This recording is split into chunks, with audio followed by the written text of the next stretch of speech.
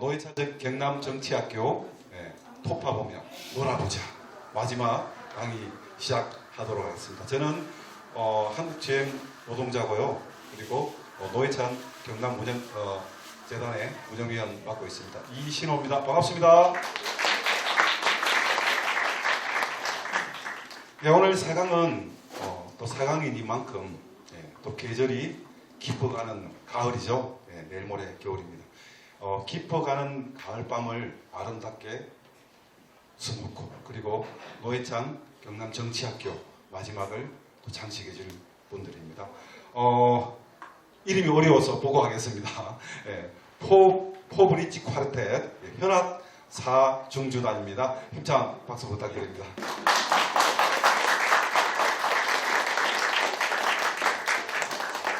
잠시 소개를 드리자면 클래식의 대중화를 위해서 우리 사인의 아주 의지 넘치는 열정 어린 젊은이들이 모여서 경남 지역에서 활동하고 있습니다. 리베르 탱고 사랑으로 듣겠습니다.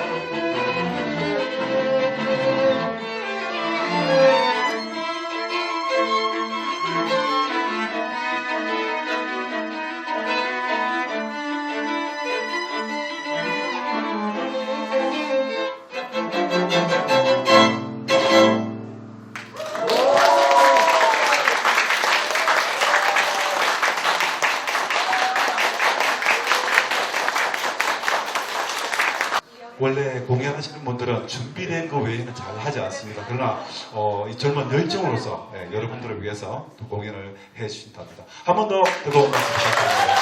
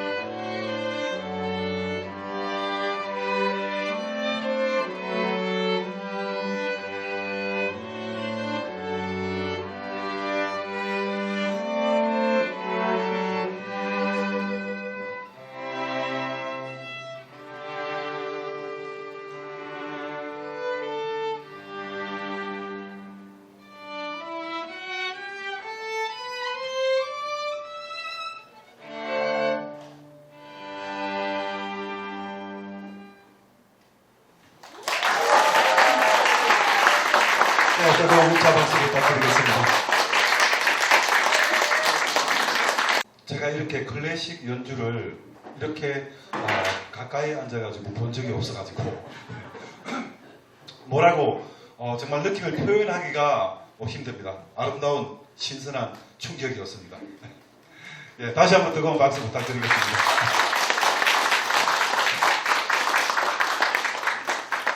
더 큰 열정으로 또 클래식의 대중화를 위해서 활동을 해주실 것을 부탁드리겠습니다. 다음 순서를 소개해드리겠습니다. 4강까지 이렇게 진행이 됐었는데 노회찬 정치학교 교장님은 도대체 누구지? 네, 뭐 이렇게 조금 궁금하셨을 겁니다. 원래 시작할 때 좀 훈화 말씀 듣고 이렇게 시작을 해야 되는데 조금 늦은 감이 있습니다. 우리 노회찬 대단 강상구 교장님, 정치학교 교장님 힘찬 박수로 모시겠습니다. 예, 반갑습니다. 노회찬재단 특임이사고요. 정치학교 교장입니다. 강상구입니다. 반갑습니다. 특임이사라는 자리가 좀 생소하실 텐데, 특임은 예전에 이명박 정부 때 그 특임장관이 있었잖아요. 기억하시나요? 이재호 씨라고. 그때 이후로 특임자가 들어간 자리는 제가 그 다음이 아닐까 이렇게 생각합니다. 특별 임무다 이런 거고요. 제가 맡은 특별 임무는 그 재단에서 진행하는 정치학교 전체를 총괄하는 일입니다. 노회찬 의원의 뜻을 이어서 진보정치 활동가 그리고 사회운동 활동가들을 육성하는 일에 초점을 맞춰서 정치학교 진행하고 있고요. 지난 5년 동안은 하여튼 뭐 좋은 일은 죄다 서울에서 하잖아요. 그래서 5년 동안 서울에서 하다가 올해 처음으로 서울 이외 지역에서 정치학교를 시작을 했고 재단이 제자가 재물할 때 제자지만 그렇다고 뭐 재산이 아주 많은 건 아니어서 그래서 전국 16개 광역시도에서 다 동시에 진행하지 못하고 세 군데에서 일단 시작했는데요. 그 세 군데 중에 제가 쭉 다녀보니까 가장 잘 되고 먹을 것도 많고 이런 데가 여기 경남 정치학교인 것 같습니다.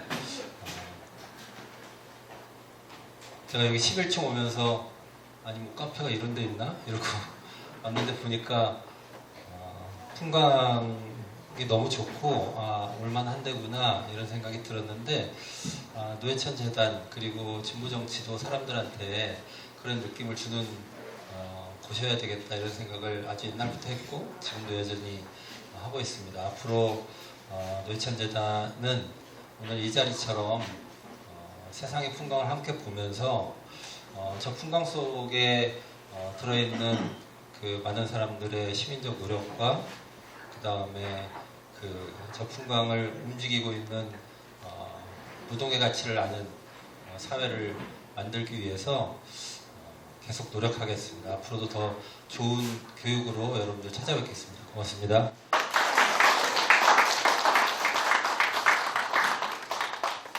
예, 역시 교장님은 항상 좋은 말씀을 잘 해주십니다.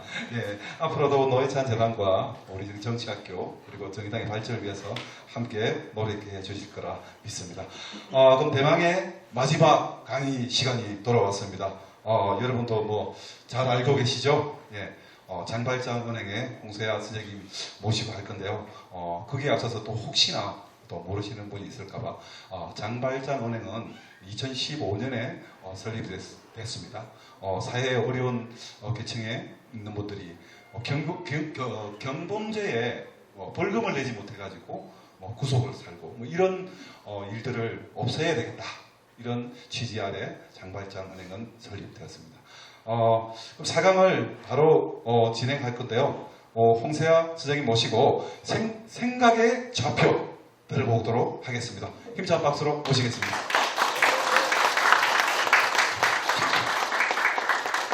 네, 안녕하세요. 반갑습니다.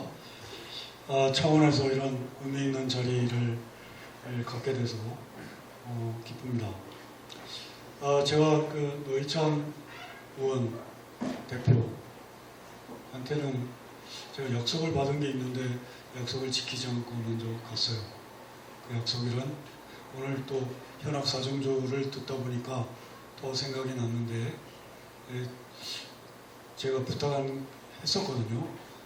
첼로 연주를 해줄 것을 그랬는데 그때 좀 연습을 해야 됩니다. 그런 얘기를 들었는데 연습을 못해서인지 아무튼 그 옛날 생각이 납니다.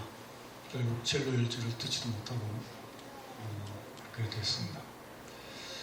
네, 오늘 제가 같이 나눌 얘기는 저는 이제 지금은 현업이나 뭐 현직이라든지 이런 데서 물러난 지 오래됐고 인권단체에서 하고 있는 장발장은행 장인데 은행장의 이름을 갖고 있는 사람 중에는 아마도 가장 가난한 은행장이라고 봅니다.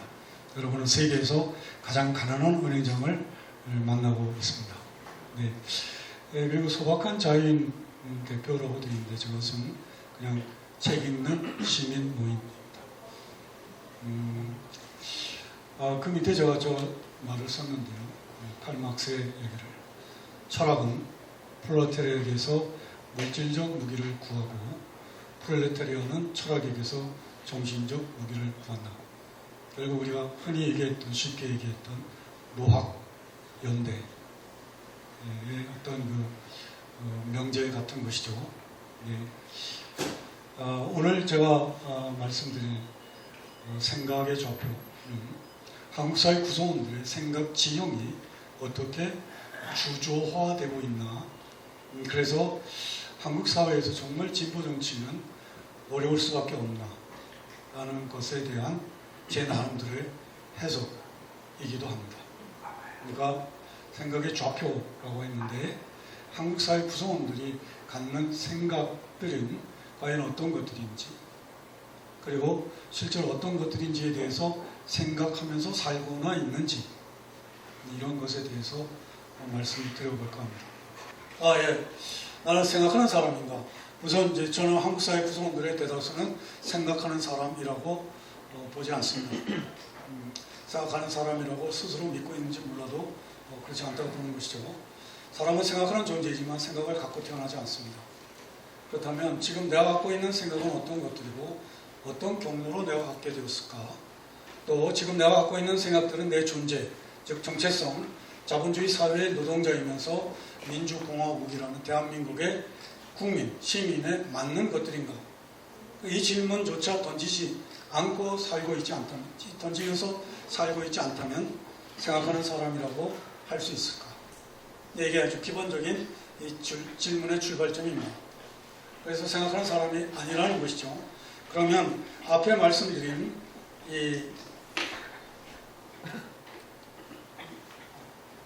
내 존재, 정체성과 관련해서 그 존재와 의식 사이에 존재와 의식을, 사회적 존재가 의식을 규정한다는 그 명제에 따라서 과연 우리는 그런 의식을 갖고 있는지를 한번 질문을 던지기 위해서 준비한 세 개의 질문입니다. 우선 리퍼블릭의 어원은 무엇일까? 여러분 암기교육 많이 받으셨습니다. 대한민국은 리퍼블릭 오브 코리아예요. 그럼 리퍼블릭의 어원은 그 나름대로 정치적 의미, 역사적 함의를 담고 있습니다. 근데 놀랍게도 암기교육을 많이 했음에도 대한민국의 정체성의 가장 중요한 것 중에 하나인 공화국이라고 불리는 저 리퍼블릭의 어원을 알고 있는 분은 찾기 어렵습니다. 배우지 않았기 때문이죠. 아무튼 그 다음에 두 번째, 20대 80으로 주조된 사회에서 지금 10대 90으로 점점 더 양극화가 심화되고 있는 이런 현실인데 민주정치 사회의 모순을 설명하라. 왜냐하면 80 내지 90에게 분명히 20대 80 또는 10대 90과 같은 불평등을 완화시킬 수 있는 정치적 힘을 민주정치라는 이름으로 주고 있습니다. 왜냐하면 우리가 알고 있는 데모크라시, 저 히랍, 그리스에서 시작됐다는 저 정치 체제는 데모스크라토스이면서 즉 다중 지배, 다중이 지배한다. 그럼 80이나 90이 지배해야 마땅하고 그 힘에 의하여 10대 90 내지 20대 80과 같은 그런 불평등을 완화시킬 수 있는 정치적 힘이 있어야 되는데 왜 안 될까? 이것이 두 번째 질문입니다. 세 번째 질문은 저 숫자의 나열, 16에서 시작해서 20 줄어들어서 8로 끝난 저 숫자의 나열을 보고 여러 선생님들께서는 무엇이 떠오를까요? 로또 번호가 좀 희한하게 나오다가 아직 한 개가 덜 나온 상태. 다음에 혹시 6이 나오면 참 기가 차겠다. 그렇게 보고 계실까요? 네, 이게 바로 제 나름대로 대한민국 국민이면서 자본주의 사회, 신자유주의 그런 체제에 속한 그런 나라의 노동자들, 대다수가 노동자일 테니까 그런 정체성에 맞는 그런 의식세계를 갖고 있는지에 대해서 질문을 던진 것입니다. 우선 첫 번째 질문은 국민으로서, 민주공화국의 국민으로서 그에 상응하는 의식을 갖고 있는지의 질문이라면, 두 번째와 세 번째는 그것과 함께 그 자본주의 사회에 살고 있는 사람으로서 갖는 정체성에 대한 질문이기도 합니다. 그럼 따져보죠. 레스푸블리카라는 라틴어에서 왔습니다. 리퍼블릭은. 그리고 저 사진을 보시면 아시겠습니다만 그 뿌리는 로마입니다. 로마의 공화정에서부터 출발됐으니까. 그리고 저 엄청난 공사, 2000여 년 전에 시작한 저 공사는 바로 깨끗한 물을 높은 산에서부터 로마 시까지 끌어가기 위한 공사입니다. 국가밖에 할 수 없는 일이었고 그것이 바로 레스푸블리카, 즉 공적인 일, 레스가 시행제이고 푸블리카가 퍼블릭입니다. 공적인 일, 공적인 일들이란 뜻이죠. 그래서 저 의미가 아주 중요하게 국가의 소명으로 공공성을 요구하고 있는 것입니다. 그래서 그것이 그런 가치가 프랑스 대혁명 당시에 저기 보시면 1789년 8월인데요. 7월에 바스티유를 무너뜨리고 바로 인간과 시민의 권리선언이 나오는데 아마 제1조는 1조 1항은 많이들 알고 계십니다. 모든 사람은 권리상 자유롭게 태어나 평등을 누리면서 살아간다. 즉 자유와 평등을 주장하고 있는데 제1조 2항이 있습니다. 바로 저기 써 있는 사회적 차별은 공익을 바탕에 둘 때만 가능하다. 바로 공익, 공공성 개념이 거의 다시 이제 이어지고 있는 것이죠. 그래서 토마 피케티가 한 10년 가까이 전에 쓴 21세기 자본의 서장 첫 줄에 바로 저 말을 인용하고 시작합니다. 사회적 차별은 공익을 바탕에 둘 때만 가능하다. 왜 저 말을 처음에 쓰고 있냐 하면 지금 오늘날 자본주의 사회는 절대로 그 사회적 차별이 공익에 바탕을 두고 있지 않고 사익에 그 바탕을 두고 있다는 것을 강조하기 위해서 쓰고 있는 것이죠. 그러면 왜 우리는 리퍼블릭이라는 말에서조차 레스푸블리카를 끄집어내지 못하는 그런 공공성의 가치를 놓치고 있는가를 우리가 한번 돌이켜볼 필요가 있다고 생각하는데요. 지금 말씀드린 것처럼 깨끗한 물의 공공성. 그래서 고대 로마 시대 가문 때는 귀족 전용 수도를 제일 먼저 끊고 인민들의 공공 수도라든지 이것을 끝까지 유지해왔던 그런 공공성의 가치가 지금 우리가 알고 있듯이 교육, 의료, 주거의 공공성으로 확장되어 온 것이 이제 인류의 역사이기도 했습니다. 프랑스의 경우 이 공공임대주택 예컨대 오늘날 젊은이들에게 가장 중요한 것 중에 하나가 주거 문제라고 봅니다. 이 미래를 설계하고 그래야 되는데 가장 어려운 게 이 주거 문제인데 그 주거의 예를 들면 프랑스의 경우는 나름대로 공공성의 가치가 탄탄한 편이기 때문이겠습니다만 공공임대주택의 법정 비율이 10,000명 이상의 지자체는 25%를 가져야 합니다. 그러면 창원 같은데 10,000명 이상이잖아요. 전체 주택의 25% 이상은 공공임대주택이 있어야 합니다. 그러면 프랑스 사람들은 자가 보유율이 한 60% 됩니다.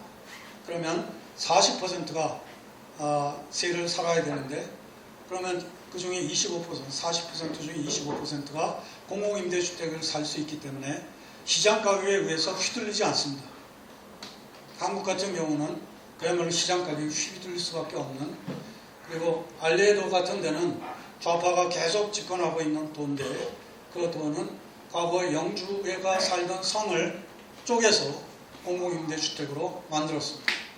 여름은 아주 시원하고 겨울에는 따뜻한 왜냐하면 벽이 두껍기 때문에 옛날 영주가 살던 성에 서민들이 공공임대주택을 사는 이런 모습을 보일 수 있죠. 그래서 이런 그 공공성의 가치가 높은 이런 데 보면 북유럽이나 프랑스 국민 부담률은 꽤 높습니다. 당연히 높죠. 45 내지 48%인데 한국은 이제 겨우 30% 수준에 이른 걸로 알고 있습니다. 공공임대주택은 한 8%, 많이 잡아야 8%고 분양을 전제로 한 것 빼놓으면 5.5%밖에 되지 않습니다. 그러니 한 40 몇 프로 정도 되는 세를 살아야 되는 제가 아는 거로는 53%가 자가 보유율로 알고 있는데 47% 중에 한 5.5 내지 8%만 공공임대주택에 살고 나머지는 다 이 시장에 나와 있는 세를 살아야 되는 이런 어려움이 있는 것이 이게 다 공공성의 문제와 관련이 된다고 보는 것입니다. 아무튼 이 공공성에 의해서 대학이 무상으로 되어 있고 공공의료도 탄탄한 편이고 그 다음에 그럼 그거는 마이클 무어의 시코 꽤 오래전 영화입니다만은 그걸 통해서도 많이 보신 바 있을 겁니다. 이런 공공성의 가치를 담고 있는 공화국의 의미가 한국에서는 어떻게 사용되고 있느냐? 삼성공화국, 재벌공화국, 검찰공화국 같이 이렇게 사용되고 있습니다. 그만큼 공공성의 가치가 소고된 채 리퍼블릭이라는 말에서 국민들이 같이 공공성의 가치를 서로 공유해야 되는데 그런 게 아니라 마치 지배의 가치만, 지배의 형태만 나와버린 가치는 사라지고 이런 모습을 보이고 있다. 이것이 우선적으로 말씀드릴 수 있을 것입니다. 이렇게 공공성의 가치가 사라졌다면 또 이어서 존재를 배반하는 의식인데요. 이것이 아마 오늘 제가 말씀드릴 내용의 핵심적인 것일 수 있는데, 자본주의 20대 80에서 설명은 아마 가능할 겁니다. 20은 정치에 적극적으로 참여하는 데 비해서 80은 그렇지 못하고 소극적이거나 무관심하고, 20은 배반하지 않는데 80 중에는 너무나 배반을 너무 많이 하고, 또 20은 분열되지 않았는데 80은 노동의 위계와 파트너를 위해서 분열되어 있는 이런 현실이죠. 그 다음에 말씀드린 이 숫자의 나이를 보고 제가 기대한 것은 저것은 바로 자본주의 사회 아래 노동자에게 요구되었던 하루당 노동시간의 변화를 읽어내기를 바랬던 것입니다. 연전에 나온 그 레미제라블 뮤지컬이 있었죠. 거기 보시면 레미제라블 내용 중에 아주 비운의 여주인공, 젊은 코제트의 엄마인 팡틴이 구슬 공장에서 일하는 장면이 나옵니다. 1820년대인데, 1820년대 그때 그 화면에는 추근되는 남자 반장을 거부하다가 바로 공장에서 쫓겨나가는 그런 모습을 보이죠. 그래서 결국은 몸을 팔고 병들어서 정말 비참하게 죽는 그런 팡틴. 그러면 그 팡틴은 1820년대에 그 구슬 공장에서 몇 시간 일했을까? 16시간입니다. 새벽 5시부터 저녁 9시까지입니다. 그래서 그 영화에서 보시듯이 1830년대 전후로 해서 엄청난 싸움이 있었죠. 7월 혁명, 미연의 혁명, 그 다음에 프랑스만 놓고 보더라도 카노의 반란이라든지 엄청난 학살이 있었고, 이런 과정을 거쳐서 1830년대에 2시간이 줄었습니다. 14시간. 그 다음에 여러분 중에 많이 읽으셨으려고 봅니다만은 자본론을 보시면 거기에 그 노동시간이 당연히 나오는데, 그 필요 노동시간 6시간, 잉여 노동시간 6시간, 그래서 12시간으로 나옵니다. 그게 바로 1850년대, 내지 60년대 런던, 영국 노동자들의 상황이었겠죠. 아무튼 저 숫자를 보고 정확하게 저렇게 바뀌었다고 보지는 않습니다.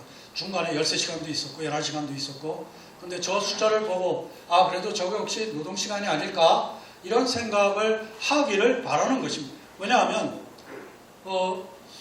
우리의 의식세계가 자본주의에 살고 있고, 자본주의 사회에 살고 있고, 그 다음에 사회교과목을 초중고만 따져도 12년 동안 공부했습니다.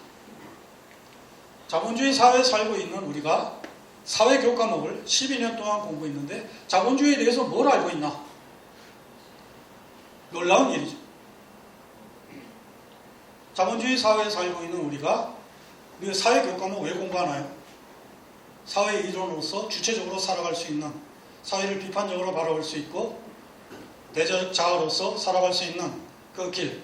그럼 자본주의 사회라면 자본주의에 대해서 공부해야 되는 게 사회교과목입니다. 그렇다면 우리가 제대로 공부했다면 저 정도는 16, 14, 12 이걸 보면 저거 대충 아마 노동시간 같아, 이런 것이 우리 의식세계에 있어야 되는데 그렇지 못하다는 걸 말씀드리고 싶었던 것이죠. 요컨대 존재와 의식 사이의 괴리, 이 문제를 제기하고 싶었던 겁니다. 그만큼 자본주의 사회에 관해 공부한 게 거의 없는데 비판적으로 스스로 인식하는 사람조차 없다는 것이죠.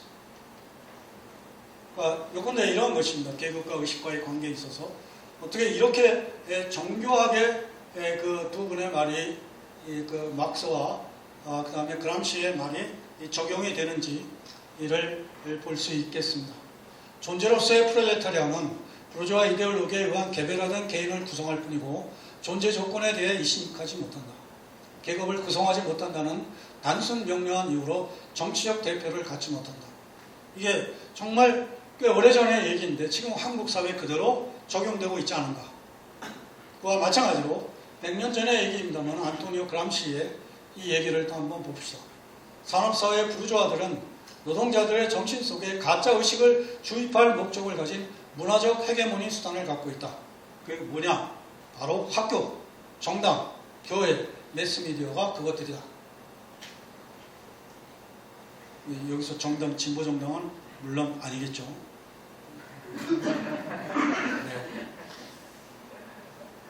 네. 핵심은 학교와 매스미디어입니다.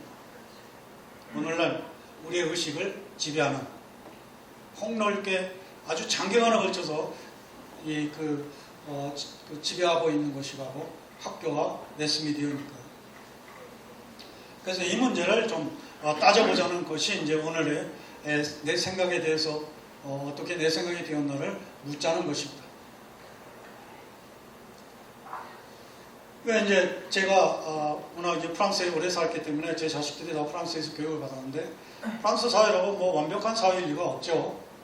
그럼에도 불구하고 기본은 어느 정도는 되어 있다라는 것입니다. 노동조합 견학. 한국에서는 학생들을 데리고 노동조합을 견학한다? 이랬다가는 아마 학부모가 고발할 겁니다. 그럴 가능성이 높죠. 그 다음에 중학교 3학년 때 제 아이가, 저 아들이 사회시간에 모의 노사협의를 했는데 28명 중에 26명이 노조 대표를 지망했습니다. 그만큼 중3 때 이미 노동자가 될 거다 라는 그런 의식을 갖고 있었던 것이죠. 그 다음에 고2 때는 노동조합이 민주주의 발전에 미치는 영향에 대해 쓰시오. 이러한 것을 접한 그런 사회 구성원들인데도 여러분도 알다시피 지금 전 유럽의 구구파가 기성을 부리고 있는 상황입니다. 그렇다면 이런 교육이 전혀 받고 있지 못한 우리의 현실은 어떠할까, 이런 걸 되짚어서 한번 생각해 볼 필요가 있다고 봅니다. 5월 1일의 풍경, 역시 흥미로운 부분인데 이게 어떤 면에서 이 사회화 과정에서 아마 중요하게 제기되는 것인데 5월 1일 거의 모든 도시에서 노동자들의 생일이기 때문에 노동자들의 행진이 있습니다. 그럴 때 전부 노동자들이 자기 아이들을 데리고 나옵니다. 손잡고, 아니면 아주 5살, 6살 아이를 무등 태우고 이렇게 행진을 하는, 그러면 그 아이들은 이미 그 5월 1일을 통하여 그런 자신의 그 정체성에 대한 인식을 어느 정도는 접근할 수 있는 그렇게 보는 것이죠. 제가 한국에 와서 놀란 것 중에 하나가 부자 되세요 하고 그 다음에 저 기업하기 좋은 나라였는데요. 왜 기업만 하나? 사람들이 좀 왜 저기에 대해서 대들지 못할까? 일하기 좋은 나라. 기업가도 일하고 노동자도 일하고 그러면 일하기 좋은 나라라고 왜 대들지 못할까라는 생각을 가졌는데요. 지금은 뭐 그 얘기가 좀 덜 나오고 있습니다만은 제가 이제 처음 교육했을 때 20년 만에 공백 뒤에 교육했을 때 저걸 듣고 참 희한한 그런 느낌이 들었습니다. 아무튼 우리의 의식세계가 이만큼 왜곡되고 이미 자발적 복종, 지배체제, 지배구조에 자발적으로 복종하는 의식으로 채워져 있는데 그런 거에 대해서 인식하고 있을까? 이런 질문을 제기할 수 있겠죠. 존재를 배반하는 의식입니다. 이건 벌써 꽤 오래전의 일입니다만 정교조 교사가 한국의 고등학생을 대상으로 사회과 교사가 질문한 것입니다. 여러분에게 노동은 무엇인가요? 제일 많은 답은 안 할수록 좋은 겁니다. 그 다음에 장래에 노동자가 될 사람은 단지 5%. 이게 한국 고등학생들의 노동자에 대한 인식이었습니다. 이미 존재를 배반하는 의식이 어린 시절부터 고착되고 있다는 것을 보여주죠. 저는 인간의 가치, 삶의 가치로 흔히 놀랍게도 이 영어로 옮기면 L자로 시작된다고 그래서 제가 이제 학생들을 만날 때 이제 소개하곤 하는 그런 일종의 자문 같은 그런 것인데요. 인간의 삶의 가장 중요한 가치 세 가지가 있는데 그 세 가지가 희한하게도 영어로 옮기면 전부 다 L자로 시작된다. 그게 뭘까? 그게 바로 사랑과 자유와 노동이다. 네, 노동은 한국 사회 구성원들에게서 전혀 사랑받고 있지 못한 이런 것이 아닐까 그런 생각을 하죠. 이것이 바로 이제 그 조제프 메스트러라는 아주 반동적 보수주의자가 매몰차게 얘기했던 이른바 민주주의 국가 그거 좋아하지 마라. 모든 이른바 민주주의 국가에는 그 국가에서 국민은 자기 수준의 정부를 가진다. 윤석열 정부 우리 수준의 정부입니다. 아니라고 해도 어쨌거나 많이 억울하시죠? 네, 억울합니다. 지금 억울하죠? 그게 현실인 거예요. 바로 그 의식에 대한 것을 이제 집요하게 좀 물어보고자 했던 것입니다. 그래서 한번 따져보자. 여러분 저 자세를 한번 실제로 해보셨나요? 그림은 많이 보셨죠? 마침 지금 앉아 계시니까 한번 저 자세를 저 보고 그대로 한번 해보세요. 다 틀렸어요. 다 틀렸어요. 지금 오른쪽 팔꿈치가 어디로 갔어요? 네, 그렇습니다. 왼쪽 무릎으로 가야죠. 네. 자연스러워요? 자연스럽습니까? 전혀 아니죠. 네, 전혀 불편한 부자연스러운 저 자세. 네, 왜 저렇게 했을까요? 왜 부자연스러워? 저렇게 해야 균형미가 있기 때문이랍니다. 균형미. 오른쪽 팔꿈치가 오른쪽 무릎 위에 가면 한쪽으로 치우치니까 그게 자연스러운 자세이긴 하나 균형미가 없다. 제가 이제 저 로댕의 그 그림을 소개한 것은 조각을 소개한 것은 저게 이제 그 단테의 신곡을 해서 그 신곡을 그 영감을 받아서 저 로댕이 지옥문을 이제 큰 대작이 있는데 그 중앙 상단에 지옥문을 오가는 사람들의 오는 사람들의 표정을 이제 살피는 그러면서 고뇌에 차 있는 그런 소품인데 나중에 이제 그걸 크게 따로 또 제작을 했다고 합니다. 흔히 생각하는 사람이라고 말하는데 저는 저 질문을 조금 더 발전시켜서 나는 내 존재에 맞는 생각을 갖고 있나? 이 질문을 던지고 싶은 거죠. 나는 내 존재에 맞는 생각을 갖고 있나? 자, 그러면 왜 그런 생각을 말씀드리는지 지금 생각에 대해서 한번 생각해보는 끊임없이 그 생각해보는 건데요. 각자 생각에는 가치관, 인생관, 세계관이 담겨있다. 사람은 각자 자기 생각을 고집한다. 그러면 내 생각은 어떻게 내 생각이 되었나? 내 삶의 방향을 규정하는 나의 의식세계, 내가 갖고 태어나지 않은 그러면서 나 역시 고집하고 있는 내 생각은 어떻게 내 생각이 되었을까? 지금 내가 갖고 있는 생각은 어떤 생각들이고 어떤 경로로 내가 갖고 있을까? 이 질문을 던지지 않은 사람을 생각하는 사람이라고 말할 수 있겠나?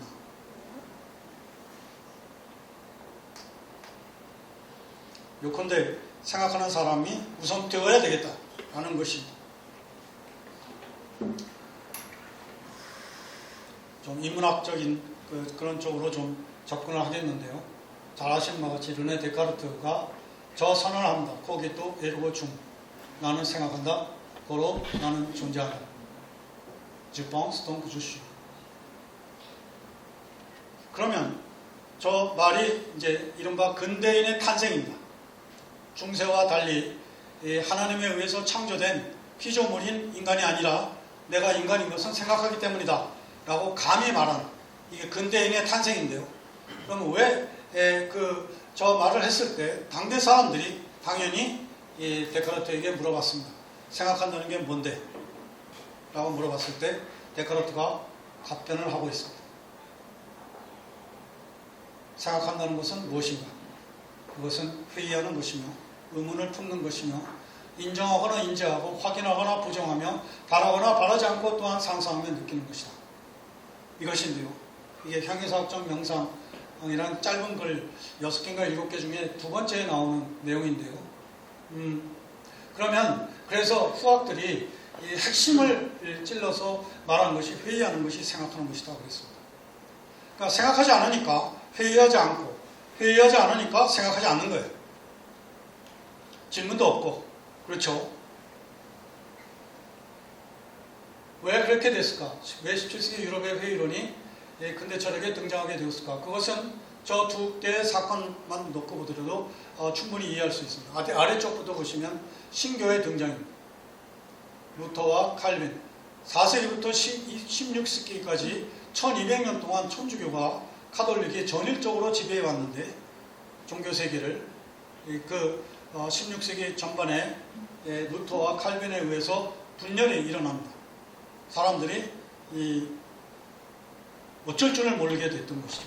그 다음에 두 번째는 너무나 잘 알고 계시는 과학의 발달에 의해서 코페르니쿠스적 전에 천동설이 무너지는, 즉 인간이 하나님의 형상을 닮은 인간이 사는 지구가 당연히 우주의 중심이라고 믿었는데 그게 아니라 이 지구는 그저 별 중에서도 하찮은 별에 지나지 않는다 라는 이러한 상황에 맞닥뜨리다 보니까 사람들이 내가 알고 있는 게 뭔가, 당대의 식자들은 다 회의론에 빠질 수밖에 없었다. 믿었던 것이 다 무너지는 이런 상황에 그 대표적으로 바로 데카르트에 의해서 회의하는, 그래서 생각하는 이런 존재가 이제 근대인으로 탄생하게 됐던 것이죠. 그런데 한편 데카르트에 비해서 좀 뒤에 태어난 이 탁월한 네덜란드의 유대인이면서 철학자인 이 스피노자는 이 말을 했습니다. 사람은 일단 형성한 의식을 고집하는 경향이 있다. 그래서 사람은 여러분 다 지금 갖고 있는 생각을 고집하십니다. 다 고집하시죠? 쉽게 양보하시나요? 어림도 없죠? 근데 놀라운 것은 그렇게 고집하면서 살면서 그 고집하는 생각을 어떻게 내가 갖게 되었는지 생각해 본 사람은 별로 없다는 것입니다. 이게 참 놀라운 얘기죠. 사람은 지금 갖고 있는 생각을 다 고집하면서 살고 있는데 그 고집하는 생각 갖고 태어나지 않았는데 어떻게 내가 갖게 되었는지 질문해 본 적도 없는,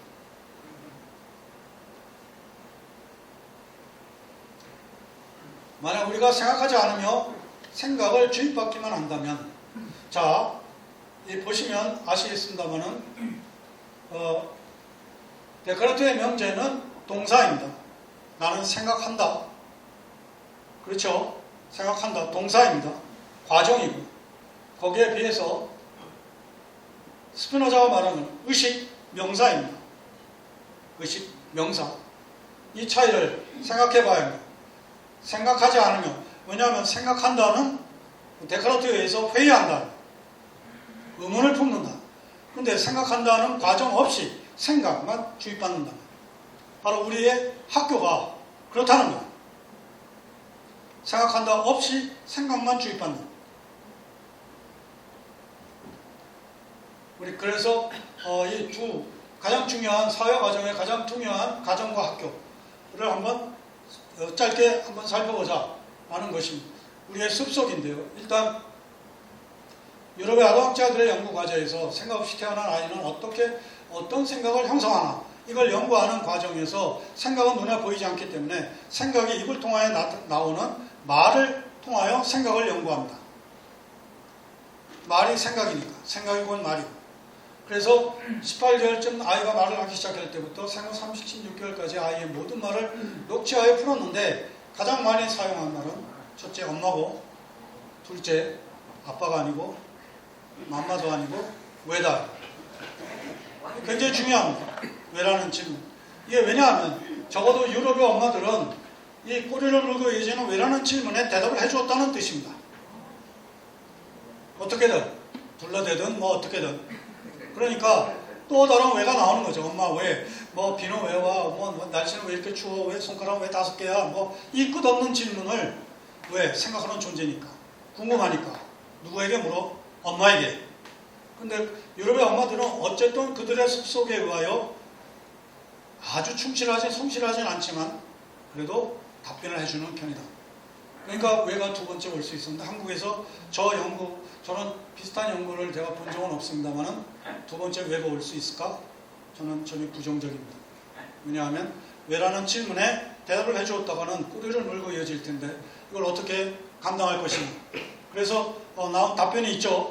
많이 사용하는 부모로부터 대물림돼서 배운 거 바로 크면 다 알아. 나도 몰라도 돼.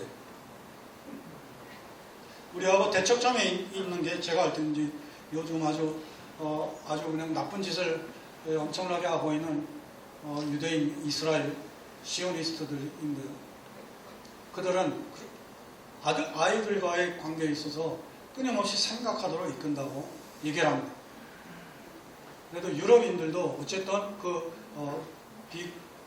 비슷한 버금가게 그렇게 하는데 우리는 이게 여러 가지 문화가 복합되어 있을 거예요. 가부장적 문화, 빨리빨리 문화, 그다음에 이제 뭐 이런 습소 이런 것이 결합돼서 아이의 질문에 성실하지 않는 것. 우리는 제가 볼 때 우리는 가정에서 아이에게 부모가 아이들에게 이미 갑질을 하고 있다고 본다. 갑질.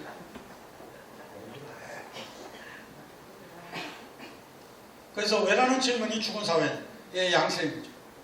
부모에게서 거부당한 왜라는 물음을 누가 받아줄까? 왜라는 물음이 죽은 사회는 토론 문화 합리성의 추구가 죽은 사회이고 이것이 한국 사회를 지금 말해주고 있습니다. 국회의 모습이든 뭐 어떤 모습이든 그 다음에 여성에 대한 이 폭력적인 이런 모습이든 다 이게 왜라는 질문이 죽은 사회와 연관되어 있다고 저는 봅니다. 논리로 안 되면 이신을 공격하라. 저는 이제 2000여 년 전에 로마의 그 식자이면서 정치가 키케로가 간호법으로 사용한 것인데요. 우리는 저걸 잘 따르고 있습니다. 논리가 안 되면 이신을 공격하라. 제가 한겨레 칼럼을 계속 써왔는데요. 요즘은 이제 금년 초부터 안 쓰고 있습니다만 제 칼럼에 한겨레인데도 가장 많이 붙는 게 인신공격입니다. 가장 흔한 거, 제일 흔한 거. 헛소리 그만두고 파리에 가서 택시 운전이나 해요. 제가 르몽드 신문을 봐왔는데요. 거기에 이 토론 이런 거에 붙은 거에 그래 나름대로 논리가 있습니다. 인신공격 찾기 어렵습니다. 근데 우리는 거의 다 댓글이 인신공격이에요. 아주 저질스럽죠. 그래서 아이의 자존감을 위해서 무엇을 할 것인가. 이것은 아이 자녀를 기르는 분에게 나름대로 조금 참고가 되면 좋을 것 같습니다. 사람은 생각하는 존재입니다. 따라서 생각하는 존재로서 존중해줘야 됩니다. 생각하는 존재, 아이를 존중해야 자존감을 가질 수 있다. 1등급 학생이 갖는 것은 무엇이지 자존감이 아니다. 일상 속에서 아이의 말을 귀담아 듣는 왜라는 질문에 성실하게 답변해 주는 건 물론이고 아이가 하는 말을 정말 귀담아 들어주는 이런 그래서 생각하는 존재로서 내가 존중받고 있다라는 경험을 가져야 된다. 우리들은 부모로부터 그 경험을 받지 못하고 학교에서도 생각하는 존재로 대접받지 못하니까 생각하는 존재로서 존중받지 못합니다. 생각하는 존재로서 존중받은 경험이 없어요. 네. 그러면 가정이 그렇다면 학교는 어떠한가? 호기도 없는 교육. 나도 없고 생각한 데도 없다. 왜냐하면 사형제에 대해서 비근한 예입니다만 사형제에 대해서 어떻게 생각하나요? 이러면 학생이 저 중2나 중3 정도에 제기되는 질문일 텐데요. 그러면 학생이 저 질문에 각자가 어떻게 답변하겠습니까? 글을 쓰거나 말을 해야 합니다. 글을 쓰거나 말을 해야죠. 여러분 학교 다닐 때 중고등학교, 초중고 다닐 때 글쓰기 하셨나요? 말하기 하셨나요? 거의 없죠. 글쓰기와 말하기가 없다는 것은 생각하도록 요청받은 적이 없다는 거예요. 대신 우리가 한 것은 저 아래쪽 다음 나라들 중 사형제도가 실질적으로 폐지된 나라입니다. 그러니까 객관적 사실에 대한 숙지만 요청하는 것이. 그러니까 중요한 것은 사형제도에 대해서 생각이 어떻게 생각할까? 각자 이게 뭐 다양 엄청난 문제들에 대해서 이 세상사에 대해서 다 자기 나름의 생각을 갖도록 요청해야 되는데 그런데 글쓰기와 토론에서는 더 그걸 매길 수 없다. 안 하는 거예요. 못 하는 거죠. 글쓰기를 하면 자 예를 들어서 사형제에 대해서 어떻게 생각합니까? 자 저 학생이 어떻게 쓰고 이렇게 쓰고 B 학생이 어떻게 쓰고 그랬는데 너는 3등급이야 너는 5등급이야 누가 그걸 승복하겠습니까? 그러니까 못합니다. 대학 서열화가 저렇게 규정해 버립니다. 그래서 가정과 학교에서 공이 생각하다가 없습니다. 나는 생각한다가 없는 것이죠. 자, 생각하다와 생각의 차이가 저와 같은데 생각한다는 회의한다. 데카르트의 명제에 의해서 생각의 성질은 고집이다. 이건 뭐 스피노자가 얘기 안 해드려도 우리가 다 알고 있듯이 근데 우리는 각 가정에서 생각하지 않으며 거기 또 없는 학교 교육 가정에서도 생각하지 않는데 근데 학교에서도 나는 생각한다가 없는 교육 그러니까 회의할 줄 모르며 정답이라는 이름으로 입력된 생각을 고집하게 된다. 그럼 정답이라고 입력된 그것은 누구의 것일까? 네, 두말할 것도 없이 지배자의 주관성이죠. 객관성으로 포장된 지배 세력의 주관성입니다. 객관성으로 포장된 지배 세력의 주관성. 이게 바로 정답의 이름으로 우리들 의식에 담기게 되는 것입니다. 그래서 그런데 바로 이런 문제가 있어요. 온건한 혁명가입니다만 콩도르스. 사람은 생각하는 사람과 믿는 사람으로 나눠지는데 놀랍게도 생각하는 사람이 아니기 때문에 전부 믿는 사람, 뭐 하나님을 믿고 이런 게 아니라 종교를 갖고 있다는 게 아니라 고집하는 사람이 믿는 사람, 고집하는 사람, 갇힌 사람, 설득이 불가능해요. 그러니까 존재를 배반하는 의식을 갖고 있는데도 불구하고 설득이 안 된다는 거예요.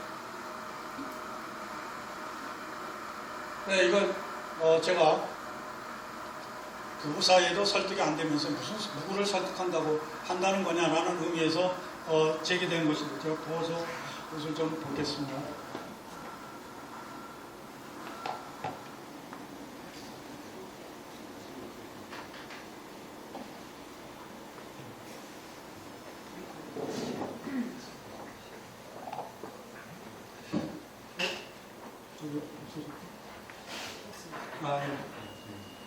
그냥 쭉 한번 읽어보시죠.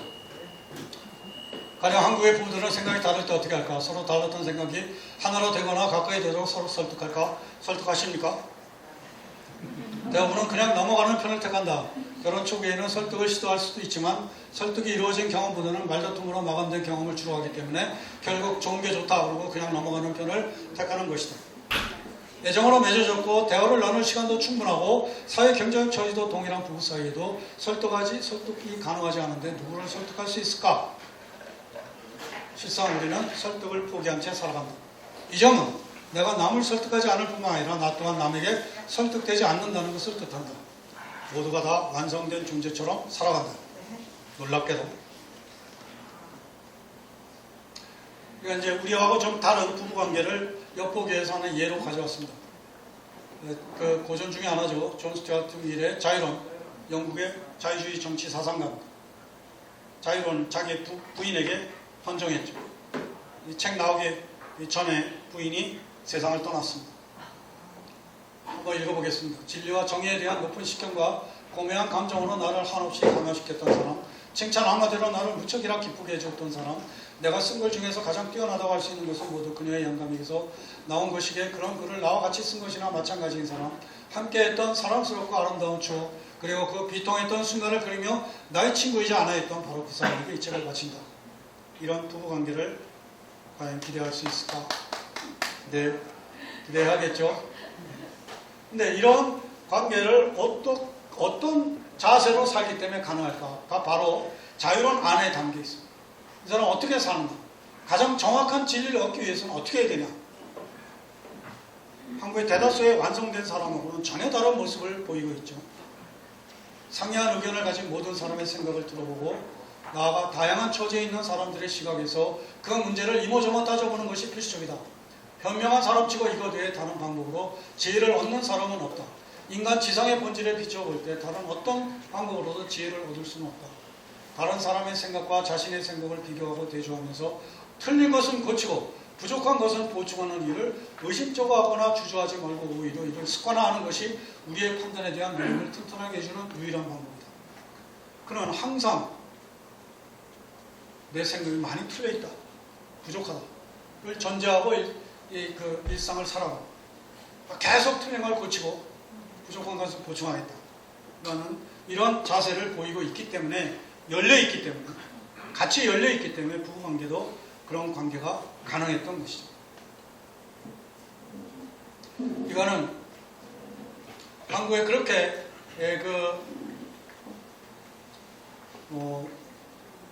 완성된 존재로 살아가는 분들에게 그냥 선보이기 위해서 프랑스의 고등학교 3학년 학생들에게 제기되는 철학 문제를 제시해 봤습니다. 2019년에 나온 프랑스의 그 대학 입학 자격시험의 첫날은 항상 4시간 동안 철학입니다. 필수죠. 인문계의 경우 7학점인데 프랑스어가 5학점입니다. 수학이 4학점입니다. 근데 저 4시간 동안 주고 저 3개 중에 하나를 골라서 글 쓰는 게임입니다. 사회경제기는 4학점입니다. 저 문제가 3개 나오는데 세 번째는 항상 긴 지문을 주고 설명하게 되는데 첫 번째와 두 번째를 선택한 사람보다 세 번째 지문을 준 거를 선택하면 높은 점수는 주지 않는다고 합니다. 한번 그냥 아무거나 내가 저거는 좀 쓸 수 있겠다 싶은 게 있으신지 한번 좀 몇 개만 보여드리겠습니다. 우리의 도덕적인 확신은 경험에 기초하고 있는가? 욕망은 본래 한계가 없는가? 우리는 항상 우리가 원하는 것을 아는가? 왜 우리는 역사를 공부해야 하는가? 적게 일하는 게 잘 사는 것인가? 알기 위해서는 논증해야 하는가? 정당하기 위해서는 법을 따르는 것으로 충분한가? 우리는 우리의 믿음을 항상 정당화할 수 있는가?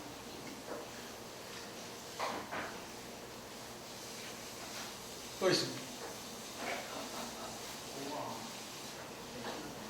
논쟁은 폭력을 포기하게 하는가? 무의식은 모든 형태의 앓에서 벗어나게 하는가? 우리는 미래에 대한 책임이 있는가? 네. 17살, 18살 된 학생들에게 저런 문제를 제기했는데 저들은 한 12절지 종이에 한 6장 내지 7장, 8장을 씁니다. 저런 논리를 갖고 있는데도 아까 말씀드렸다시피 노동에 대한 교육도 하고 그러는데도 극우파들이 그렇게 중동하고 있는 이런 현실이죠. 왜 우리와 다른가를 이제 공자님의 말씀대로 나와 있는데요. 학예불사 정망 사회불학책대 2500년 전에 이미 공자님이 말씀을 하셨습니다. 배우기만 하고 생각하지 않으면 얻는 게 없고 생각하기만 하고 배우지 않으면 위태롭다. 근데 우리의 경우는 바로 앞부분입니다. 뻘겋게 쓴 부분. 학예불사 정망. 배우기만 하고 생각하지 않으면 얻는 게 없다. 우리는 배우고 또 배울 뿐 생각하지 않았기 때문에 얻는 게 없는 거죠. 우리의 모습입니다. 자, 이러면 또 이제 계몽에 대한 이것도 저는 이것도 참 제가 유럽에 있으면서 근대성과 관련해서 좀 고민했던 것 중에 하나가 저 계몽이란 왜 저게 아마 계몽이 처음 한국에 소개된 게 일본을 통해서 계몽이라는 게 소개됐을 텐데 왜 저 이클레시스마 내지는 인라이트먼트가 왜 계몽이라고 번역이 됐을까? 라는 생각을 합니다. 이게 계몽이라고 하는 순간 주체와 객체로 이게 갈라져 버렸거든요. 근데 그게 아니라 중요한 것은 이성 지성의 미치입니다. 계몽 한국의 사전은요 지식 수준이 낮거나 인습에 젖은 사람을 가르쳐서 깨우침, 마치 주체와 객체, 대상이 따로 있는 것처럼 되어 있는데 칸트가 말한 보면 예컨대 칸트 뒤에 밑에 보면요 예속 상태를 극복하고 자신을 스스로의 주인으로 만들어가는 자율적 주체 형성의 요청과 과정이라고 말하고 있거든요. 이게 그 계몽이란 무엇인가라는 질문에 답함이라는 짧은 글에 담겨 있는 내용입니다. 근데 이 말을 계몽이라고 번역하는 순간 이미 왜곡이 일어나고 있다. 이런 것이죠. 그래서 한국에서 이 근대성과 관련해서 이 접근이 너무 어려워요. 이것이. 계몽 그러면 내가 계몽 대상이야? 이러면서 하면 전부 완성된 인간들인데, 존재인데. 그렇죠. 그렇습니다. 이 설득도 불가능하다는 문제는 자, 자본주의와 노동교육이 부재하다. 그 다음에 민주시민성, 주체성, 비판성, 연대성도 결여되어 있다. 그 다음에 인문학적 소양도 부족하다. 근데 놀랍게도 완성된 존재다. 그 존재를 배반하는 의식을 형성하고요. 고집함. 너무나 잘 알고 계시는 한 사회를 지배하는 이 지배계급의 이념이다. 그 도이치 이데올로기에 나오는 그 얘기를. 그러니까 근데 우리의 경우에는 존재, 정체성이죠. 그러니까 민주공화국의 시민이면서 노동자. 그럼 그걸 배반하는 의식을 형성하고 그걸 고집하고 있는데, 근데 설득도 불가능하다. 이미 완성된 존재로 살고 있기 때문에 접근이 불가능합니다. 접근 자체가. 그러니까 시민사회 운동의 건강성이 확보가 불가능하다. 왜냐하면 아시는 바와 같이 시민사회 운동은 세 개의 축으로 이루어진 모든 사회 운동이 그렇잖아요. 조직하라, 학습하라, 선전 홍보하라. 뭐 레닌의 말이 아니더라도 다 알고 있는 얘기입니다. 그런데 학습하라, 선전하라가 안 되는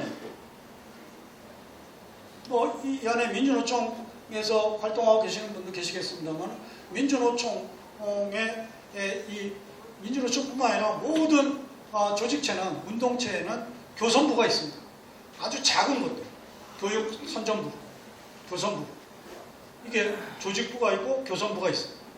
이게 조직하라, 교육하라, 선전 홍보하라. 근데 거의 모든 운동체에서, 한국에서 이 민주노총을 비롯하여 학습 없습니다. 뭐 완전히 없다고 그러면 뭐 좀 심한 말일 수 있겠습니다만은 거의 없어진 상태다. 아무리 좋은 교육 프로그램 만들어도 노동조합원을 오지 않습니다. 왜? 완성된 존재들이기 때문에. 궁금한 게 없는 거. 궁금한 게 없는데 왜 와요? 그래서 기껏해야 해야 뭐 하냐? 건강에 대한 거. 이건 좀 와요. 그 다음에 뭐 주식 투자. 이런 걸 해야 돼. 이건 노동조합의 교육이 아닌 거죠, 이미. 노동조합을 배반하는 이런 쪽으로 가고 있는 거예요. 그러니까 이게 교육이 안 되고, 그 다음에 선전 홍보도 유명무실하고, 교육도 안 되는데 무슨 선전 홍보가 되겠습니까? 그러니까 남는 건 뭐예요? 조직밖에 없어요. 그러니까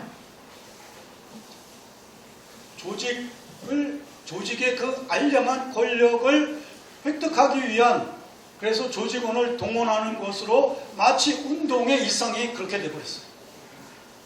운동의 일상이.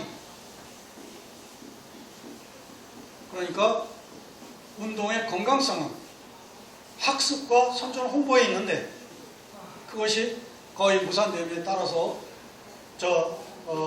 전노 이후, 민주노총 이후에 한국의 노동운동체나 여기서는 거의 다 이렇게 퇴행의 길을 걸었다는 것이 제 생각입니다. 운동의 건강성을 확보할 수 없었습니다. 거기에 비해서 신자유주의 측면에 들어오고, 그래서 노동이 파편화, 계열, 그 위계화가 이루어지고 완전히 속수무책으로 강하게 됐고, 이렇게 지리멸렬하게 된, 이게 오늘의 현실 아닌가요? 그래서 다시 물어봅니다. 나는 내 생각을 고집하며 살아간다. 그 생각들 내가 하고 태어나지 않았다.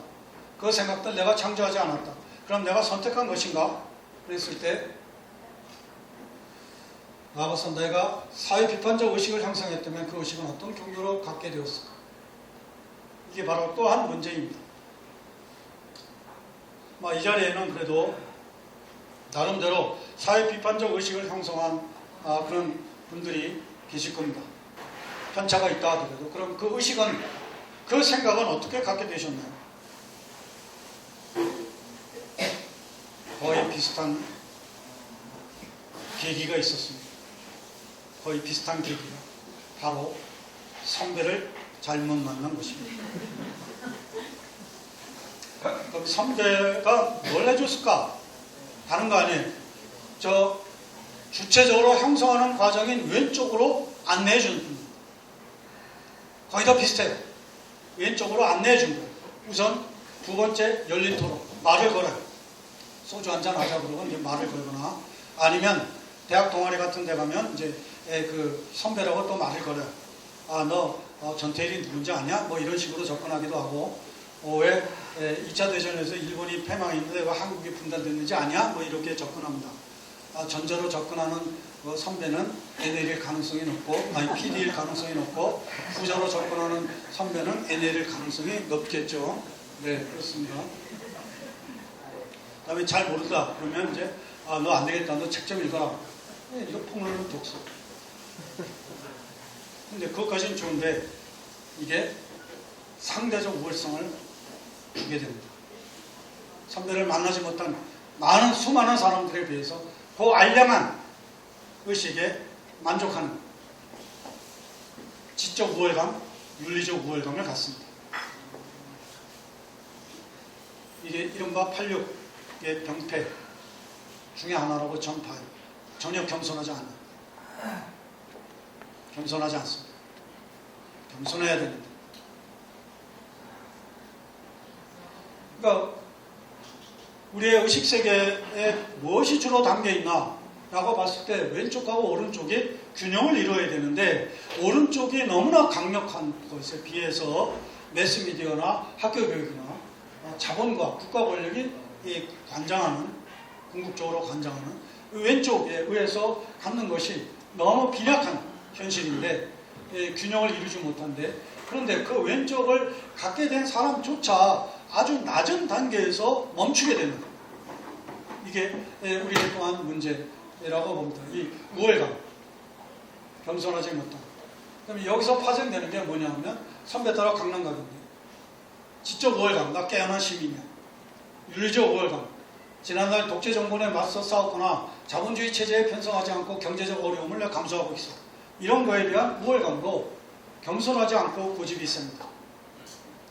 그 다음에 한국 사회의 이 복잡 중추적인 모순상, 이게 얼마나 복잡하냐.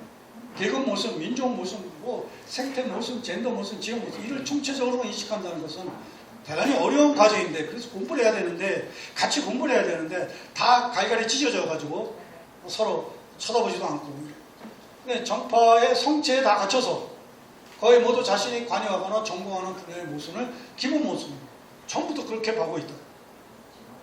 미국만 쫓아내면 돼, 이렇게 말하는 사람이 있고, 하여튼 이렇게 그런 식으로 그 진보 진영의 알량한 권력과 일자리에 의해서 연대 대상을 경쟁 대상이 되어버렸고, 경쟁 대상에게 극복 대상보다 더 적대성을 보였어.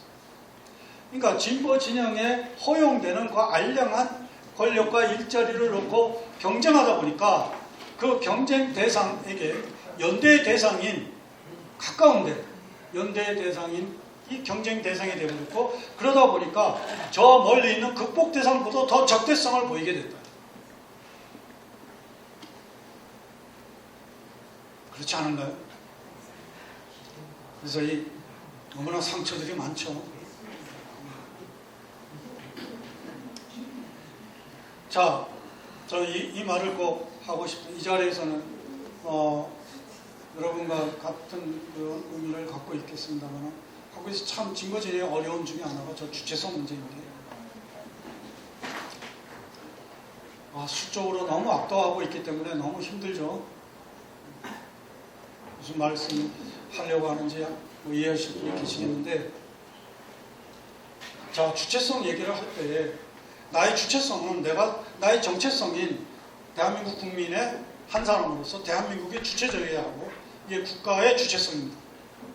그 다음에 내가 국가와의 관계 속에서 개인인 시민적 주체성, 이 두 가지가 중요하게 제기됩니다. 그러면 국민의 한 사람이기 때문에 국가의 주체성이 중요하다. 한국과 다른 국가의 관계에서 국가의 주체성입니다. 그러니까 예컨대 주한미군, 평택, 대추, 강정사도, 구려, 외교 이걸 통해서 이 심적으로 참 분노를 느끼는 거죠. 공분을 느끼는 이런 것 충분히 이해할 수 있습니다. 그래서 그런 공분을 느끼다가 북한을 보니까 좀 완전히 그 국가적 주체성에서는 분명히 앞서 있다. 거기에 매료되는 이해할 수 있습니다. 근데 거기서 멈추어서는 안 된다는 거예요. 왜? 나는 국민으로서만 사는 게 아니라 시민사회의 일원으로 삽니다. 국가의 관계에 있어서 시민적 주체성이 있어야 돼요. 제가 국가보안법이나 이런 것 때문에 억압을 당하잖아요. 노동법 때문에, 잘못된 노동법 때문에 억압을 당하고, 이게 시민사회의 일원으로서, 노동자로서 국가의 관계 속에서 시민적 주체성이 같이, 그래서 나의 주체성을 위해서는 적어도 내 존재인 국민의 한 사람으로서 내가 속한 국가가 주체적이어야 한다면 내가 시민사회의 일원으로서 시민적 주체성, 국가의 관계 속에서 제가 역시 주체적이어야 합니다. 근데 왜 많은 분들은 왜 저 국가의 주체성만 매료되고 거기에 딱 같이 있어야 되는 시민적 주체성 여기에는 별 관심이 없을까? 북한이 국가적 주체성에 있어서는 분명히 앞서 있는 거 이해합니다. 매료되는 거 이해합니다. 그러나 시민적 주체성 그 개념을 전 잘 모르겠어요. 제가 아직 공부가 부족한 탓인지 모르겠습니다만 그런 얘기를 좀 같이 하고 그래야 되는데 그게 잘 안 돼. 그냥 워낙 고집들이 세니까. 네, 이제 거의 끝나겠습니다. 해야 할 줄 알아야 되는데 회하지 않는다. 존재를 배반함시 거기다가 부박한 인문적 소양을 형성했으므로 그에 대해 인식하지 못한 채 고집할 뿐이며 설득도 강하지 않다. 그럼 어떻게 할 거죠? 참 어렵습니다. 정말 어려워요. 어려운데 그래도 그렇다고 멈출 수는 없잖아요. 그러니까 나부터 열린 사람이 되죠. 나부터. 그건 뭐냐? 내 생각을 열어야 돼. 겸손해져야 돼. 아까 그 존 스튜어트 밀의 자세처럼 그리고 그런 열린 사람이 돼서 설득하자. 노력하자. 그래도. 그래서 제 나름대로 정한 게 저겁니다. 우선 제일 중요한 거 겸손해야 돼. 그 다음에 성실해야 되고 그 다음에 쉽게 포기하지 말자. 지배하자. 이런 말씀을 드립니다. 그리고 나를 짓는 것. 참 흥미롭게도 우리말 동사인 짓다는 의식주를 다 목적으로 갖습니다. 농사를 짓고 밥을 짓고 옷을 짓고 집을 짓습니다. 그래서 의식주가 다 짓다의 목적어가 되는데 그래서 잘 지어서 두루 부족함이 없어야 되는데 우리 각자에게 중요한 것은 나를 잘 짓는 것입니다. 나라는 인간을 어떻게 잘 지을 것입니다. 한번 태어난 인간, 이 인간을 어떻게 잘 지어야 할 것인가에 있어서 정말 열린 자세가 되어야 그래야 변화가 일어날 수 있고 성숙할 수 있는 것이고 그런 점에서 우리의 운동, 이런 진보정치 운동이라는 것뿐만 아니라 나 자신의 그 성숙을 위해서도 그 나를 잘 짓는 이런 의미에서도 열린 사람이 되고 겸손하고 성실하고 그 집요하게 주변 사람을 설득하고 나 자신부터 설득할 수 있는 이런 자세가 중요하지 않을까 싶습니다. 네, 이건 제가 좋아하는 몇 가지 얘기를 자문 같은 거를 소개하면서 마치겠습니다. 우리의 숙명 같은 것 같아요. 저 사무엘 베케트 고도를 기다리며를 쓴 분의 글입니다. 실패하라 실패하라 조금 더 낮게 실패하라. 끊임없이 실패하자는 거예요. 근데 조금은 낮게 우리는 실패할 수밖에 없는, 근데 조금 더 낮게 실패하자. 회의하면서 전진하자. 의문을 품으면서 전진하자. 이게 멕시코 사바티스타들의 구호였습니다. 그 다음에 나오미 울프 미국의 사회운동 가지고 우리가 싸우는 과정 자체가 그 싸움을 통하여 획득하고자 하는 사회의 모습을 닮아야 한다. 우리는 이 명제에서 완전히 실패했습니다. 우리가 싸우는 과정 자체가 그 싸움을 통하여 획득하고자 하는 사회의 모습을 닮아야 한다.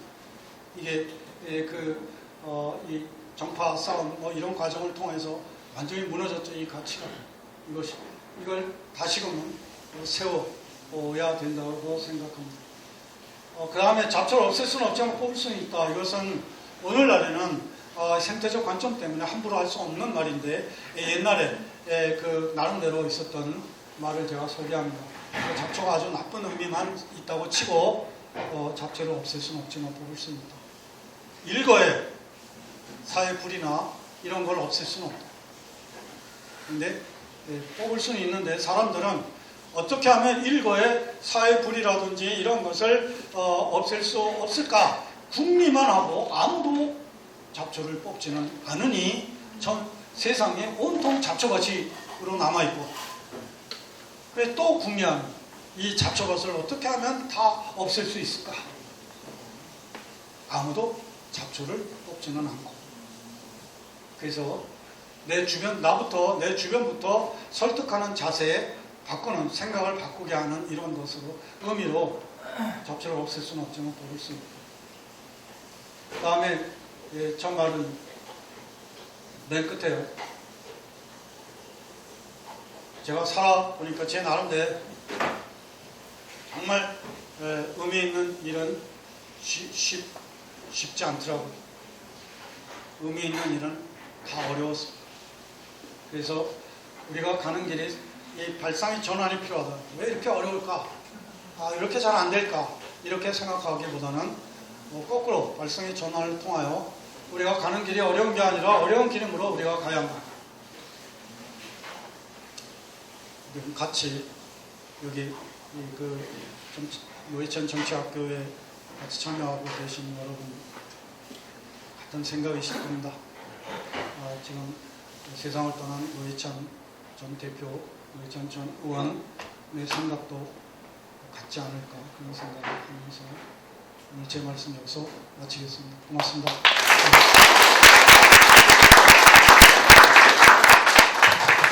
네, 제가 교육과 노동조합에서 하고 있는 사람인데요. 아무 생각 없이 살았는데 오늘 정말 너무나 많은 생각을 하게 만드는 교육이었던 것 같습니다.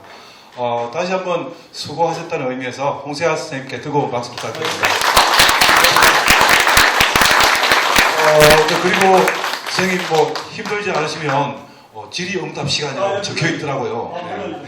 네, 그럼 간단하게 시간이 좀 늦었으니까 간단하게 몇 분만 질의응답을 좀 하는 시간 가지도록 하겠습니다. 혹시 오늘 궁금하시거나 질의 내용 있으신 분은 과감하게 손을 들어요.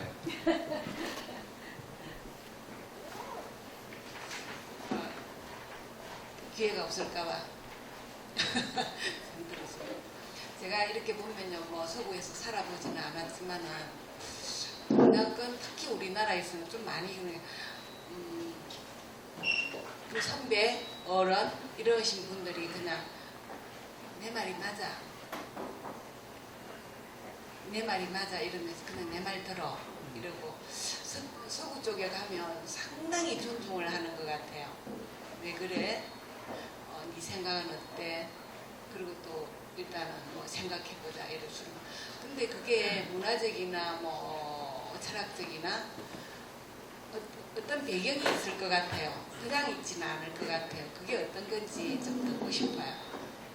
이상입니다.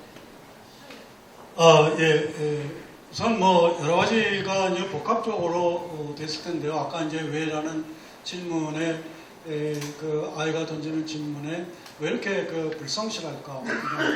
그것도 이제 예를 들면 한국의 이 그 빨리빨리 문화라든지 그 다음에 그 가부장적인 그다음에 아이를 소유물로 보는 대등한 어떤 그 인간관계 가족의 일원으로 보는 게 아니라 소유물로 내 새끼 뭐 이러면서 그런 그 어떤 문화적인 면도 있겠고 그다음에 학교 교육이 또 특히 학교 교육에서 그런 것이 더 굳어지고 있지 않나 이런 생각을 하게 됩니다. 네. 그런 걸 아는데 왜 그런 게 형성이 됐는지. 그거야 물론 학교가 이를테면 이렇습니다. 지금 학교가 한국의 근대식 교육이 민주공화국의 학교여야 하잖아요. 근데 일제강점기 때 근대식 교육이 접목이 됐고 그러니까 그런 데다가 그것이 이 분단 상황에서 제대로 된 민주공화국의 학교로 탈바꿈이 되지 못한 채로 90년대에 신자유주의가 치민에 들어오면서 한국의 민주시민 교육이라는 것 자체가 자리를 잡을 수가 없었습니다. 이게 핵심적인 차이야, 학교 문제가. 그래서 그 일제강점기의 그 여파로 저희 세대는 전부 말해서 국가주의 교육을 받았잖아요. 그러니까 신민족 교육을 받았습니다. 국가에 충성하고 이런 식의. 그리고 저는 이를테면 학급의 중학교나 뭐 고등학교 비슷합니다만 60명인데 하품만 해도 하품하고 막 지적당했거든요. 근데 지금은 학생들이 교실에서 잠을 자잖아요. 그러니까 이 현상은 뭐냐? 바로 신민적 교육에서 민주시민 교육으로 자리 잡히지 못한 채 고객화가 된 겁니다. 고객. 얼마 전에 초등학교 서희초 교사의 죽음이 있었잖아요. 이게 바로 학부모의 고객질인 것이죠. 소비자성. 그러니까 이 민주공화국의 시민으로 민주시민 교육이 정착되지 못한 채로 그러니까 일제강점기 시민교육이 그대로 유죄는 남은 채로 민주공화국의 시민교육이 자리 잡혀야 되는데 그거는 제대로 되지 못한 채 90년 전후에서 신자유주의가 덮치면서 소비자화된 거. 그러니까 요 비어있는 거. 민주시민교육. 이게 우리에게 그 아주 엄청난 문제를 제기하고 있다고 봅니다. 그러니까 대한민국이 민주공화국이다. 그러면 대한민국 공교육의 1차적 소명은 뭘까요? 대한민국 국민을 민주공화국의 시민으로 길러내는 겁니다. 근데 옛날에는 일제강점기 때는 그때의 공교육의 핵심은 일본 천황의 그 황국 신민을 길러내는 거예요. 근데 그 유죄가 민주공화국의 선 뒤에도 분단과 전쟁으로 제대로 유죄를 일소하지 못했고 친일파도 제대로 정리하지 못했고 그러니까 일제강점기식 교육이 그대로 유지되다가 민주시민교육은 자리 잡히지 못한 채로 그러다가 말씀드린 대로 그렇게 돼버린 고객화가 이루어진 그러니까 학생이 교실에서 그냥 널브러지게 잠을 자죠. 한국보다 훨씬 자유롭다는 유럽의 교실에서 학생이 널브러지게 잠을 잔다? 있을 수 없는 이유. 왜? 그들은 민주시민입니다. 민주시민은 자기가 누리는 권리와 그 자유와 권리에 상응한 책무의식이 있는 거예요. 우리에게는 이게 다 고객이기 때문에 다 고객질을 합니다. 내가 뭡니까 저 구매력만 있으면 왕이죠. 아무런 책무의식은 없고 이게 지금 한국 사회의 양태의 모습이죠. 그렇게 볼 수 있겠습니다. 예, 답변이 어떠신가요? 예, 고려까지 가시면 안 되거든요. 너무 오래 예, 다른 분도 추가 좀. 예, 선생님 잘 들었습니다. 오랜만에 많은 고민을 하게 되는 말씀을 하셨는데요. 선생님 말씀 들어보니까 이게 한국 사회에서 제 남은 인생 동안 온전한 신으로 이렇게 살아갈 희망이 없어 보여서 프랑스로 이민을 가든가.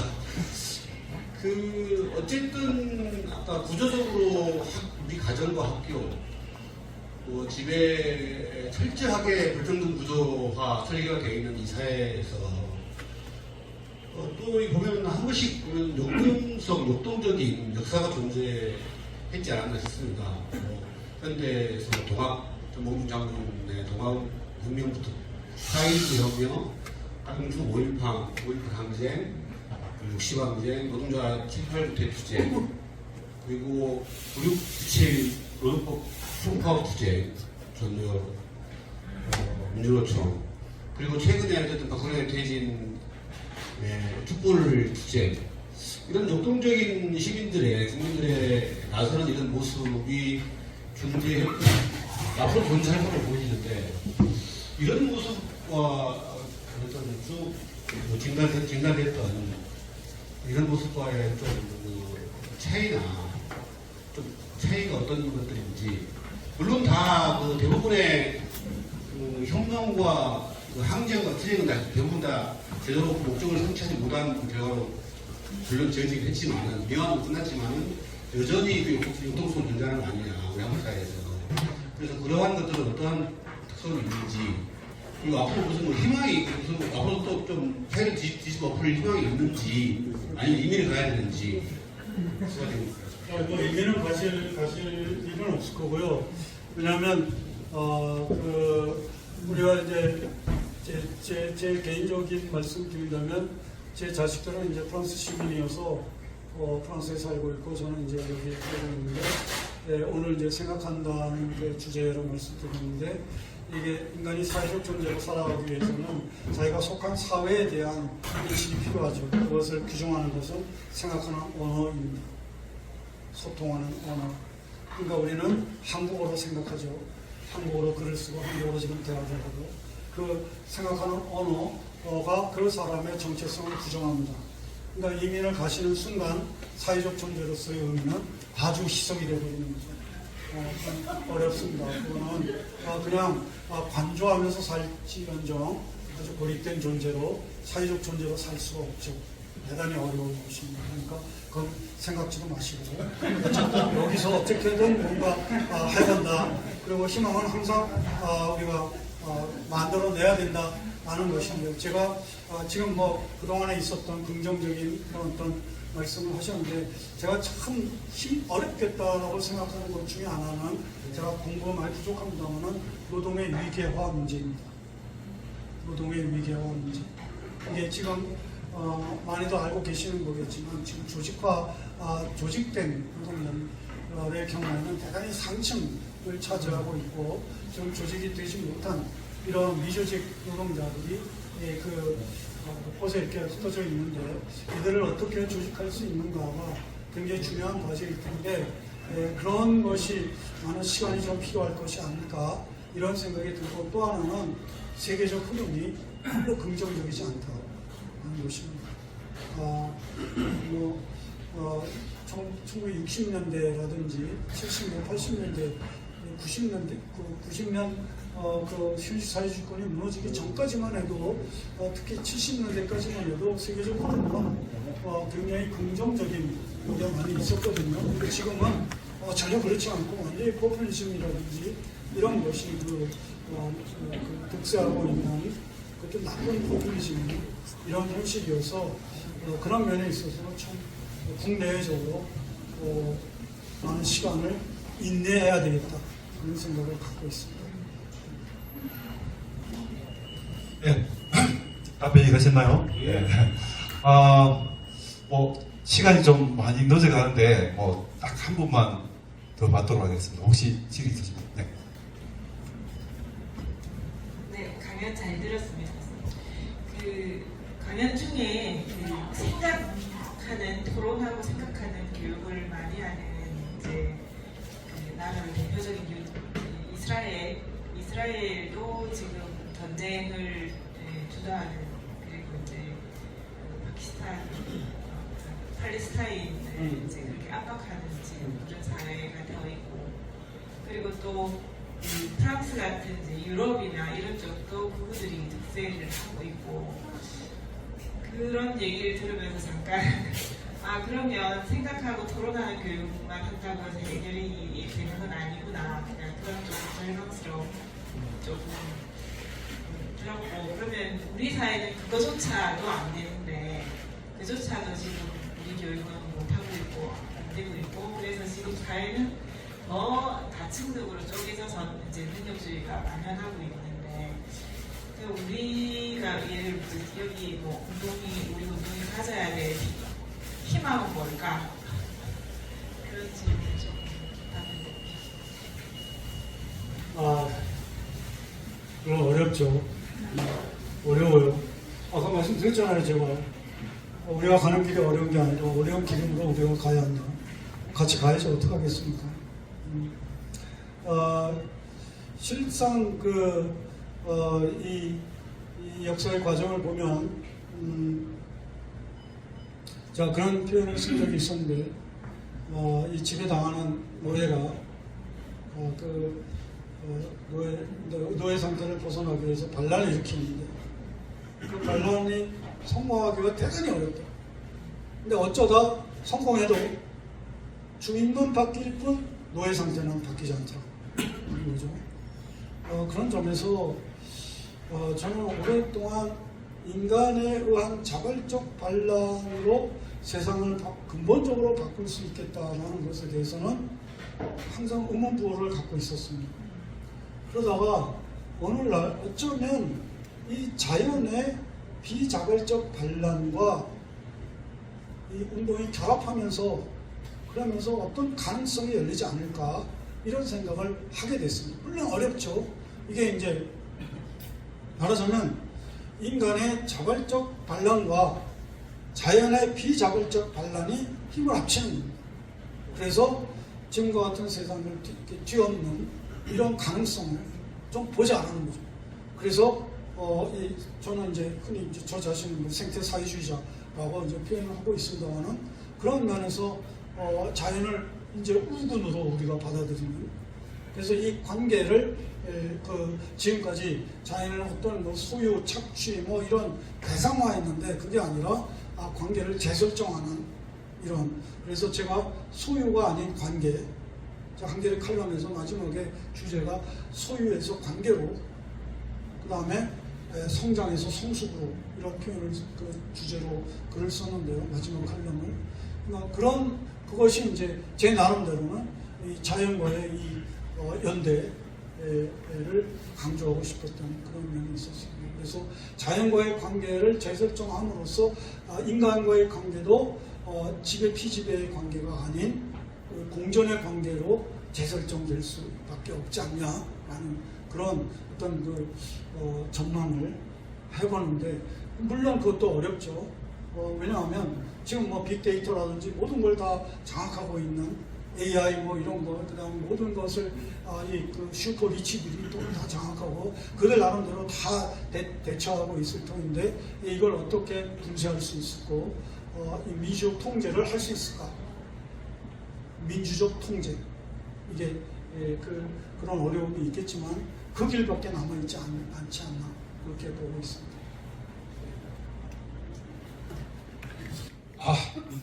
이제 더 이상 없으시죠? 예. 예. 지금까지 열띤 강의해주신 홍세아 선생님께 다시 한번 뜨거운 박수 부탁드리겠습니다. 수고하셨습니다. 지금까지 노회찬 재단 경남 정치학교, 지금까지 1강부터 4강까지 숨가쁘게 달려왔는데요. 이제 마무리를 해야 될 시간입니다. 마무리 멘트를 뭘로 할까 생각을 해보다가 시작할 때 제가 했던 얘기가 생각이 좀 많이 납니다. 인간에게 주어진 가장 위대한 능력은 뭐라고 했죠, 제가? 타인의 아픔을 공감하고 함께 해주는 것. 이것이 인간에게 부여된 가장 위대한 능력이라고 어디선가 들은 기억이 납니다. 자본주의는 선생님께서 말씀하셨다시피 개별화시키고 파편화시키고 경쟁을 시켜서 아주 엄청난 이윤을 빼먹고 있죠. 거기에 대항하기 위해서는 우리에게 부여된 가장 위대한 능력을 발휘하는 것, 서로가 서로를 위하는 세상을 만드는 것, 그게 우리의 과제인 것 같습니다. 그것을 위해서 생각 많이 하고요. 그리고 내일부터 잡초법으로 힘차게 달려갑시다. 뜨거운 박수로 마무리하겠습니다. 수고하셨습니다.